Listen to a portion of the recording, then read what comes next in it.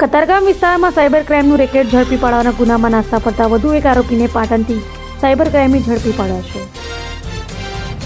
સુરતના કતારગામ વિસ્તારમાંથી સાયબર ક્રાઇમની ટીમે સાયબર ક્રાઇમ આચરતી ટોળકીને ઝડપી પાડી મોબાઈલ ફોન, લેપટોપ, બેંકોની ચેકબુક, પાસબુક સહિત કબજે કરી હતી।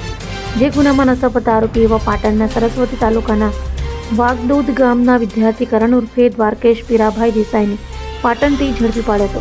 તો આ ગુનામાં અગાઉ મુખ્ય આરોપી મીત શાહ, યશ શિંદે, ઋષિકેશ સપકાળ, નિલેશ સોલંકી, પરેશ મોદી, જતીન ઠક્કર અને દીપકુમાર ઠક્કરની સાયબર ક્રાઇમની ટીમે ધરપકડ કરી છે। 2025 સાયબર ક્રાઇમ સેલ સુરત શહેર ના દ્વારા એક કતારગામ ખાતે રેડ કરવામાં આવેલ હતી અને એ રેડ દરમિયાન મીત શાહ કરીને એક છોકરા પાસેથી અમે લોકોને 149 બેંક ખાતાઓના વિગત મળી આવેલ હતા। એ તમામ બેંક ખાતાઓમાં 800 કરોડનું ટ્રાન્ઝેક્શન્સ મળ્યું હતું અને એની સામે 400થી વધારે NCCRP કમ્પ્લેન્ટ પણ નોંધાયેલ હતી।